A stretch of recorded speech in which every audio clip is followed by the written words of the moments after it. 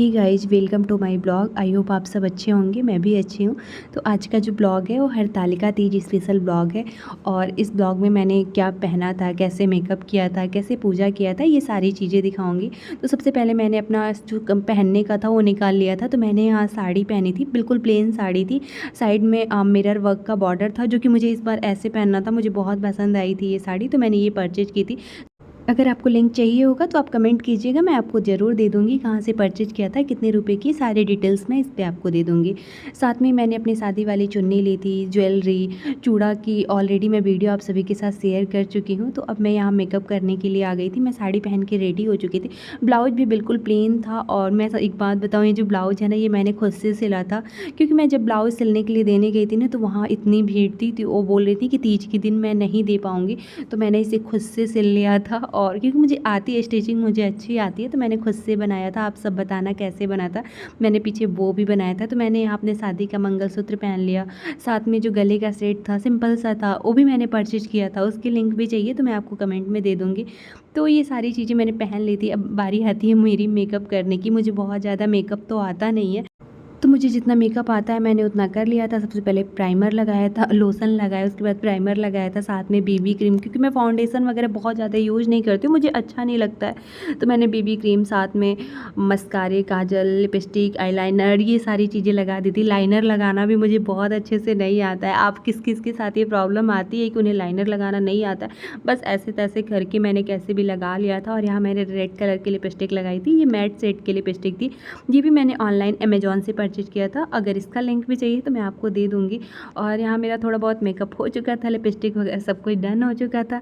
तो अब आती है बारी मुझे सिंदूर लगाने की। तो मैंने यहाँ अपने शादी का सिंदूर मैं घर से थोड़ा सा लेके आई हूँ, ताकि कोई पूजा पाठ हो तो उसमें मैं लगा सकूँ। मेरी सासू माँ ने दिया था, तो मैं थोड़ा बहुत उसमें से सिंदूर लगाया। फिर हेयर स्टाइल ये बनाया तो मुझे अच्छा नहीं लगा।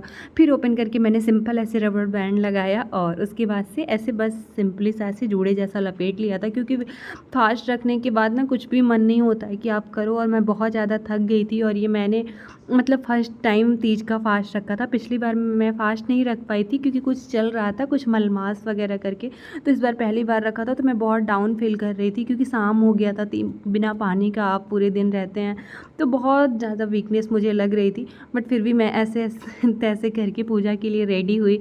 यहाँ पे मैंने बालों में थोड़े से, मेरे पास एक गजरे थे वाइट, और फ्लावर थे वाइट और रेड कलर के, वो लगाए। अब मुझे शादी की चुन्नी ओढ़नी थी, तो मैंने चुन्नी को भी जैसे तैसे करके सेट किया था। ये भी सेट नहीं हो रहा था।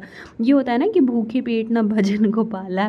तो मेरे साथ ऐसा ही हो रहा था कि कुछ भी मुझसे सही नहीं हो रहा था। बट फिर भी जैसे तैसे करके मैंने पिन से चुन्नी को सेटअप कर लिया था। फिर सेटअप किया, फिर एक बार निकाला, क्योंकि मेरे बालों में बहुत दर्द हो रहा था। तो इस वजह से ऐसे तैसे करके मैंने सेटअप तो कर लिया था। और ये मेरा लुक हो गया था। मैं घर पे होती, ससुराल में होती, तो बहुत अच्छे से, मेरा तो शौक़ था कि मैं टीका नथ वगैरह सब पहनूं, क्योंकि अच्छा लगता है ऐसे फेस्टिवल में ही पहनना। बट अभी मैं यहाँ मुंबई में हूँ, तो यहाँ पे मेरे पास ऐसा कुछ भी पॉसिबल नहीं था। जितना हो पाया था मैंने किया था। जो भी चुन्नी तो मैंने ऐसे रख लिया था कि मैं तीज अगर वहाँ रहती हूँ तो चुन्नी ज़रूर ओढ़ूँगी।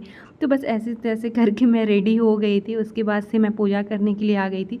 पूजा की सारी तैयारी मैंने नहा के कर ली थी। सारी चीज़ें लगा दी थी शंकर जी को, सारे प्रसाद वगैरह सब कुछ छूने का जो सामान होता है तीज में, वो सारी चीज़ें रख दी थी। आपके वहाँ भी क्या छुआ जाता है? तो इस बार मैं फ़र्स्ट टाइम फास्ट रखी थी, तो साड़ी वगैरह सब चीज़ छुआ जाता है, श्रृंगार का सामान वामान। तो यहाँ मैं शंकर जी की पूजा कर रही थी। तो सबसे पहले मैंने उनको स्नान कराया। जैसे 5 चीज़ों से स्नान कराना होता है, तो मैंने ऐसे स्नान कराया, पानी से, दही से, शहद से, गंगा जल से, सभी चीज़ों को मैंने भगवान को अच्छे से, उसके बाद से चंदन लगाया, माता पार्वती की आराधना की सारी, मतलब मैंने शंकर पार्वती की पूजा की, फ्लावर चढ़ाए। आपके वहाँ कैसे पूजा होता है, किसकी पूजा होती है, कमेंट में मुझे ज़रूर बताइएगा। और इतना सब तैयार होकर पूजा करना ना, ये सर पर से चुन्नी भी बार बार हिले जा रही थी, तो मुझे समझ नहीं आ रहा था कि मैं कैसे करूँ। फिर मैंने सारी भगवान की पूजा की, और मतलब अच्छा भी लग रहा था, लेकिन मैं बहुत डाउन डाउन सा फील कर रही थी। फिर मैंने प्रसाद चढ़ाया, भोग लगाया, दक्षिणा चढ़ाया। फिर उसके बाद से दिया जलाने की बारी आई थी। मैंने दिया जलाया, धूप बत्ती जलाया, ये सारी चीज़ें की। और भगवान जी से अपने पति की लंबी उम्र की मैंने कामना की, अपने पति की हमेशा स्वस्थ रहने की कामना की, वो सारी उनकी ज़िंदगी में हमेशा खुशियाँ बनी रहे। एक वाइफ़ के लिए क्या मैटर करता है, उसके लिए तो सबसे बड़ी बात यही होती है कि उसके हस्बैंड, क्योंकि शादी के बाद पति ही सारी दुनिया हो जाते हैं हमारे लिए। तो जो फ़ीमेल हैं, जो मैरिड वुमेन हैं, वो मतलब समझ सकती हैं कि कितना मतलब पति की जो इम्पोर्टेंस होती है, क्या होती है लाइफ़ में, बहुत ज़्यादा वो हमारे लिए हमारी ज़िंदगी जय बन शिव जाते हैं। साथ में मैंने ओंकार कथा पढ़ा, जो कहानी होती है वो पढ़ा, फिर आरती किया श्रीकावत्पांगं भगवान जी की। वरनंगे शनिकादिके गरुडादिके भूतादिके संगे। ओम जय शिव ओंकार चढ़के माज कमंडलु चक्र त्रिशूल धरता। हे गाइस, तो अभी पूजा खत्म हो चुकी है और अभी मैं बहुत थक गई हूँ, बहुत ज़्यादा। हम गला में सूख रहा है, पानी नहीं पिया है सुबह से। तो ये हमारा आज का तीज का पूरा लुक था, आप देख सकते हैं। आप कमेंट करके बताइएगा आपको कैसा लगा, और ये भी ज़रूर बताइए कि आपने तीज कैसे सेलिब्रेट किया।